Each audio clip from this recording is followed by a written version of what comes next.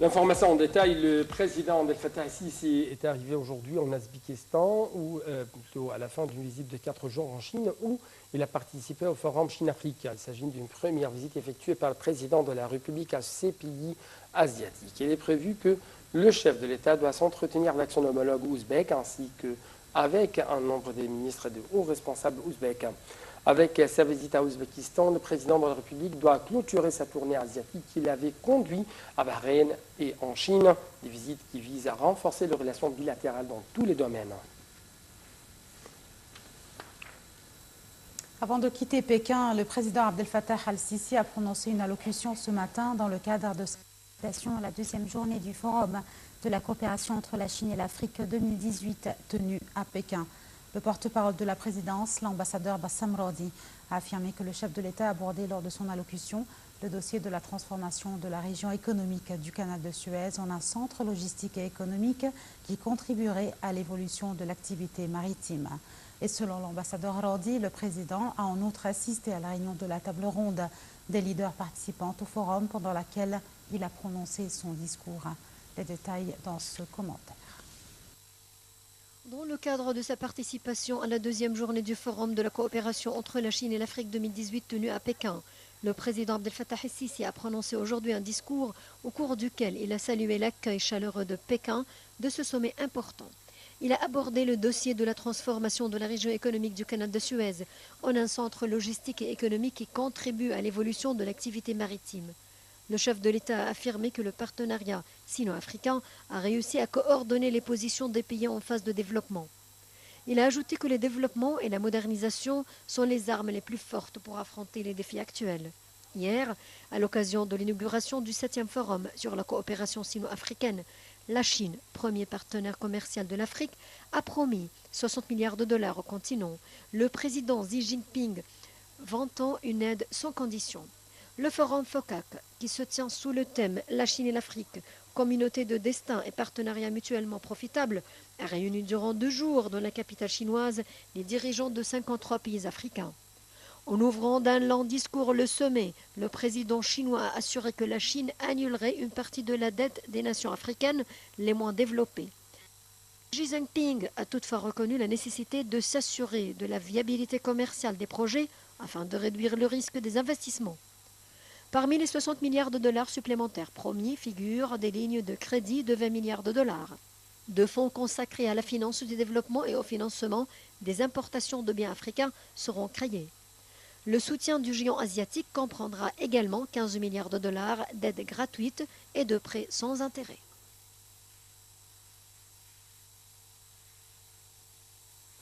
Au cours de sa visite en Chine, le président Abdel Fattah el-Sisi a également reçu par son homologue chinois Xi Jinping ainsi que par son premier ministre Li Keqiang, avec qui il a eu des entretiens sur les moyens de renforcer les relations bilatérales, la coopération entre les deux pays. En marge de ce forum sino-africain, le chef de l'État s'est également entretenu avec un nombre de présidents africains, dont celui du Soudan du Sud et de l'Éthiopie. Plus de détails dans ce commentaire. Arrivé samedi à Pékin, le président Abdel Fattah el-Sisi a été reçu par son homologue chinois Xi Jinping. Les deux dirigeants ont tenu une séance de pourparlers en présence des délégations de 2 pays. Les discussions ont porté sur le développement des relations entre les 2 pays amis qui a mené à une relation stratégique globale qui reflète la confiance mutuelle entre les 2 partenaires. Lors de la séance de pourparlers égypto-chinois tenue à Pékin, le président el-Sisi a rendu hommage à la position de la Chine encourageant les projets de développement en Égypte, notamment celui de la capitale administrative. Hier, au 2e jour de sa visite à Pékin, el-Sisi s'est entretenu avec le premier ministre chinois, Li Keqiang, des relations égypto-chinoises dans tous les domaines, notamment économiques et commerciaux. Dans le même contexte, le président Abdel Fattah el-Sisi s'est entretenu à Pékin avec le premier ministre éthiopien Abiy Ahmed, à qui il a affirmé son appréciation à l'attachement des 2 parties à poursuivre la coordination dans l'objectif de développer les relations bilatérales. Le chef de l'État a assuré que l'Égypte accorde un intérêt à ses relations avec l'Éthiopie. Le président a aussi reçu le président soudanais Omar el-Béchir. Le chef de l'État a salué les évolutions positives que connaissent les relations entre les deux pays à tous les niveaux. Le président s'est entretenu également avec son homologue somalien Mohamed Abdullahi Mohamed Farmajo. Le président a mis l'accent sur l'intérêt qu'accorde l'Égypte aux relations historiques avec la Somalie, outre la sauvegarde des intérêts du peuple somalien dans le cadre d'un État unifié, stable et fort. En marge du forum Chine-Afrique, le président el-Sisi s'est entretenu hier avec son homologue sud-soudanais Salva Kiir. Au cours de cette rencontre, le chef de l'État a assuré que l'Égypte tient à soutenir le Soudan du Sud dans son démarche sur le chemin de la paix et la stabilité. Les deux leaders ont passé en revue les derniers développements au Soudan du Sud dans le domaine politique et sécuritaire. Une source sécuritaire a annoncé que les forces de la police ont arrêté Abdullah Ayman Abdessamir. Ce dernier, âgé de 24 ans, a été arrêté sur la place de Simon Bolivar, au centre du Caire. En sa possession, un sac contenant une bouteille en plastique renfermant une matière chimique incendiaire. D'après l'enquête préliminaire, l'homme adoptait des idéologies extrémistes. Et selon la même source, il n'a pas eu des blessés ni des dégâts matériels. L'assaillant sera soumis au parquet général.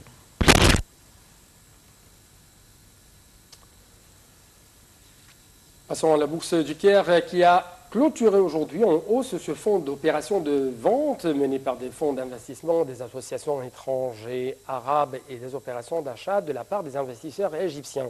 Le capital du marché des entreprises cotées dans la bourse a gagné 3,7 millions de livres égyptiennes alors que les transactions ont atteint 1,522 milliards de livres égyptiennes. Le principal indice, SGX 30, a gagné 0,65% pour parvenir à 15 924,68 points. L'indice des petites et moyennes entreprises, SGX 70, a gagné de 0,43% pour atteindre 753,99 points, alors que l'indice le plus élargi, SGX 100, a bondi de 0,43% à 1950,55 points. L'Égypte a exprimé aujourd'hui son inquiétude vis-à-vis de l'escalade de la violence en Libye, notamment les affrontements armés dans la capitale Tripoli et ses environs. Dans un communiqué, le ministère des Affaires étrangères a souligné l'importance de restaurer la paix et la stabilité en Libye, tout en appelant les institutions du pays à assumer leurs responsabilités et à œuvrer à garder les intérêts du peuple libyen.